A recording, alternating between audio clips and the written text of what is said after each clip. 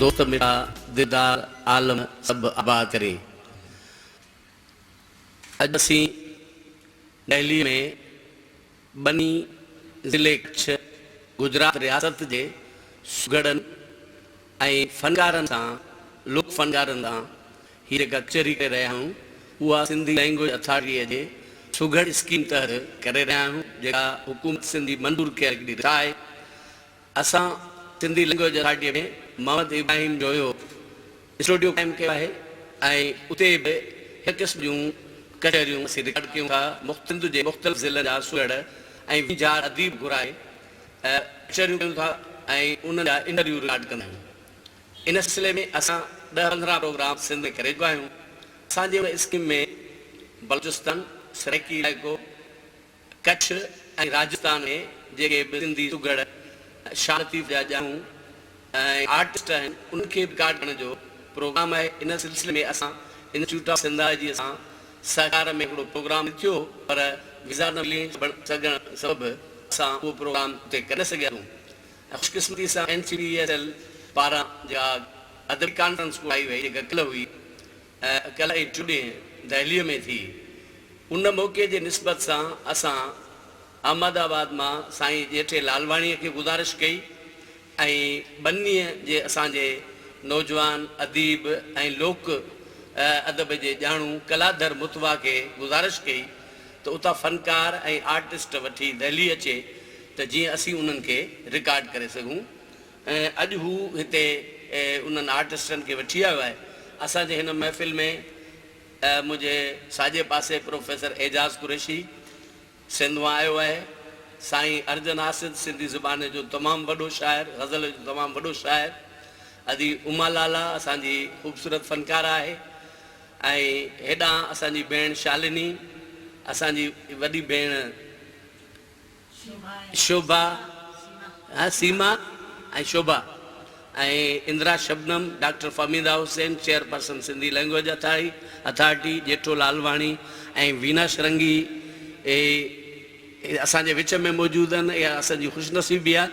ऐं वीना खे गुज़ारिश कंदुसि त सभिनी जी आजियां करे त पोइ असां पंहिंजो प्रोग्राम। महिरबानी सॼण ताजोए साहिब जी। ऐं मां ईअं चवंदसि अला अचनो जिनाए मनसर होते। अव्हां जे हिते अचण सां असांखे जेका ख़ुशी थी आहे ऐं उनजो अहसासु या जज़्बनि जो इज़हार लफ़्ज़नि में नथो करे सघिजे। इहो हिकिड़ो महसूसु करण जी ॻाल्हि आहे। एजाज़ साहिब कुरैशी सां त असां 86 में मुंहिंजी मुलाक़ात थी हुई। ताज जोए सां 87 में हिते पहिरियों दफ़ो मारवी तरफ़ां इंटरनेशनल कॉन्फ्रेंस थी हुई त गॾिजी कयोसीं। ऐं साइण फहमीदा हसन हुसैन जिन जी जेतिरी तारीफ़ कजे ओतिरी घटि आहे। जॾहिं सचल कांग्रेस हुई त असांजो साथ सॼे काफ़िले में साण रहियो। त मां ईअं चवंदसि त मां अॼु ख़ुशकिस्मत आहियां त तव्हां हिते भारत जे राजधानी दिल्लीअ में हिते मौजूदु आहियो ऐं हिते जेको ही प्रोग्राम जेको आहे सिंधी लैंग्वेज अथॉरिटी तरफ़ां करे रहिया आहियो त उनजी तव्हांजी दिलि जे गहराइनि सां आजियां कयूं था। उमा लाला, जेठे लालवाणी, शाइर अर्जुन हासिद ऐं कच्छ मां पधारियल जेके असांजा कलाकार आहिनि उन्हनि जी बि असां दिलि जे गहराइनि सां मरहबा कयूं था। त हीअ सिंधी ॿोली आहे जेका हिंद ऐं सिंध जे सॼणनि खे हिक ॿिए सां जोड़े थी। वधीक मां न चवंदसि ऐं सॼे सिंध खे बि ख़बर आहे, हिंद खे बि ख़बर आहे त असांजे मन में केतिरा कुर्ब आहिनि हिक ॿिए जे लाइ। अदब जी हिक ॿिए सां मटासटा थिए, अचु वञ जो सिलसिलो शुरू थिए त उहा सुठी ॻाल्हि थींदी। ऐं हाणे अर्ज़ु कंदसि मां ताज जोए साहिब खे, कलदार मंतो आहे हिन ग्रुप जो जेको आहे रूर रवा आहे, ॿिया सुठा कलाकार आहिनि। असां उहा महफ़िल जेका आहे असां इहा ॿुधंदासीं त हिन सिलसिले खे उहे अॻिते वधाईंदा ऐं तव्हां सभिनी जी हिकिड़ो दफ़ो महिरबानी मञींदासीं। ऐं अॼु मां ईअं चवंदसि त तमामु ख़ुशी जहिड़ी ॻाल्हि आहे। ऐं जीअं लतीफ़ साईं जो सचल हुननि जो साईं जो बैत चयो हुननि, साईं सदाईं करी मथे सिंध सुकार, दोस्त मिठा दिलदार आलम सभु आबाद करी। मुंहिंजे बेडरूम में उहो लॻल आहे, रोज़ मां उहा दुआ घुरंदी आहियां। जीअं पंहिंजे पीउ माउ जे तस्वीर जे अॻियां तीअं लतीफ़ साईं जे तस्वीर ऐं उहा दुआ घुरंदी आहियां सिंध जे लाइ।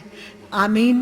ऐं दुआऊं असांजियूं तव्हांजे लाइ नेक जज़्बनि सां माइक हवाले कयां थी ताज जोए जे।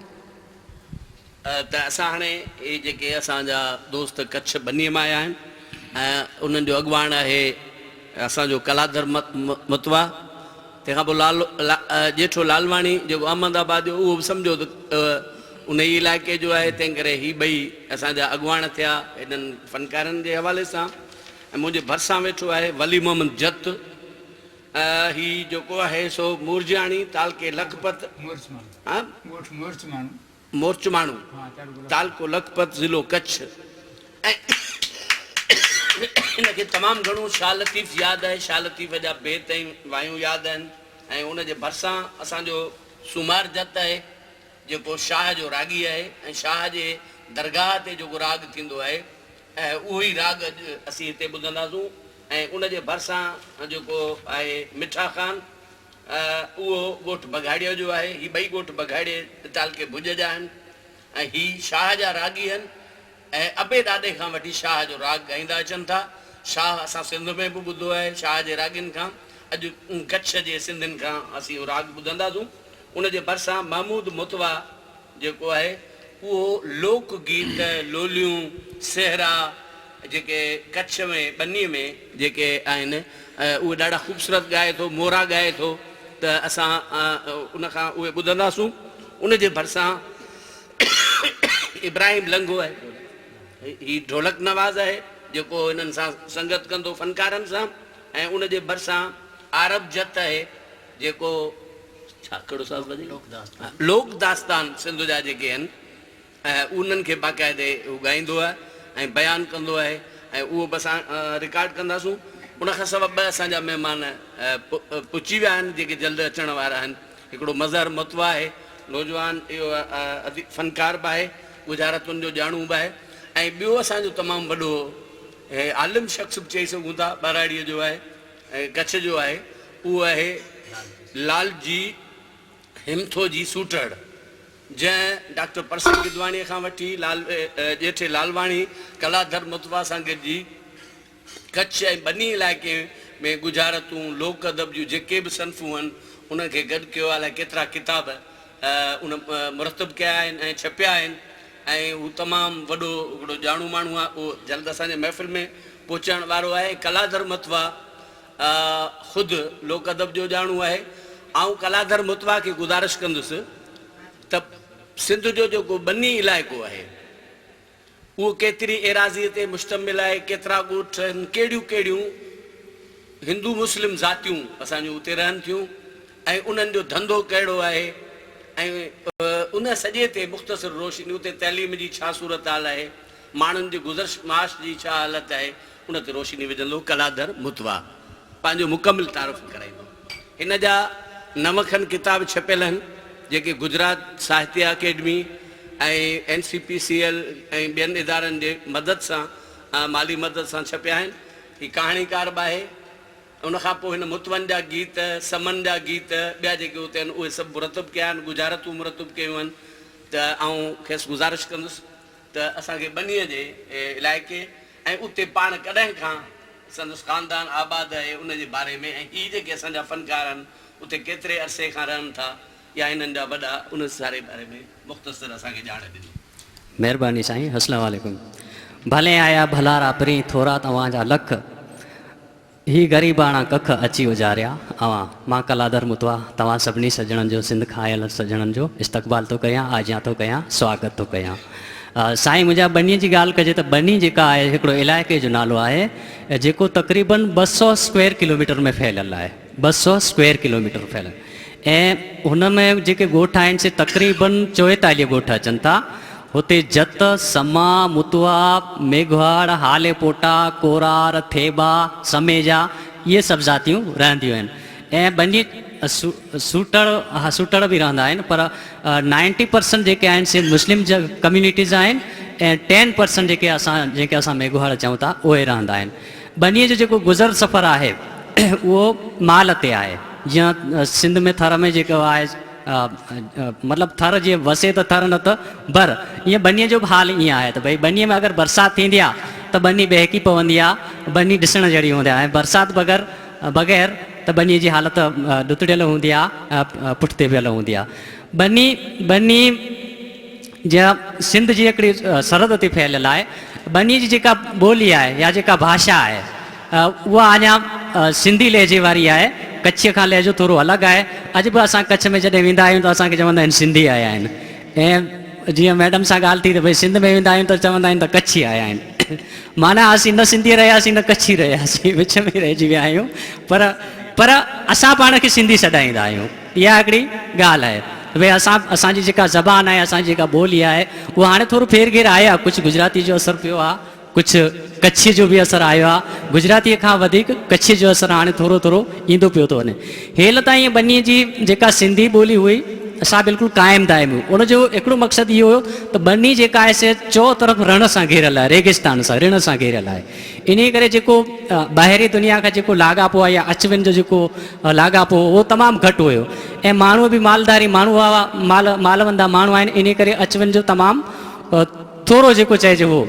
पर हाणे जेके कम्युनिकेशन जा साधन जेके थिया आहिनि, जेके असां वटि जेके थिया आहिनि, रोड थिया आहिनि, रस्ता थिया आहिनि, इन करे हाणे बनीअ तरफ़ माण्हू अचणु लॻा आहिनि ऐं माण्हू बि बनीअ खां ॿाहिरि थोरो वञणु लॻा आहिनि।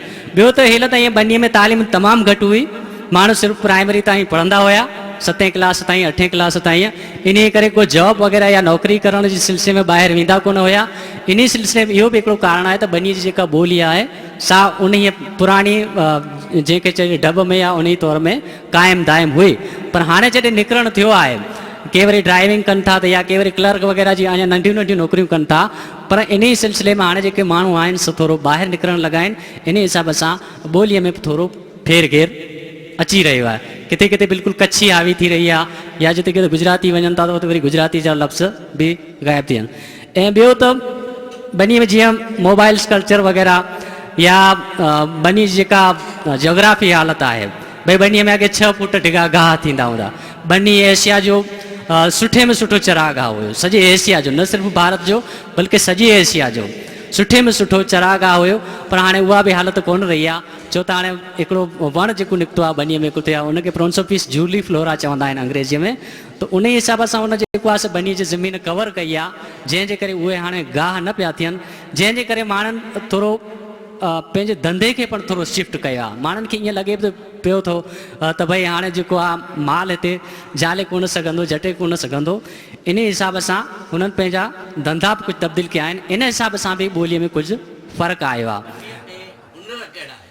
जी, बनीअ में सिंध में जेके बि हुनर आहिनि उहे तमामु बनीअ में आहिनि। असां जॾहिं बि KTN ॾिसंदा आहियूं या PTV नेशनल ॾिसंदा आहियूं, जॾहिं बि कलाकार फ़नकार असां ॾिसंदा त बिल्कुलु ईअं लॻंदो आहे त भई इहो त बनीअ जो आहे। जीअं रलीअ जो कमु आहे, रलीअ जो कमु आहे, भर्त जो कमु आहे, ऐं असां जेके उठनि घोड़नि जा जेके लगाम वग़ैरह हूंदा आहिनि, हना पाखड़ा हूंदा आहिनि, त उहो बि सुठा।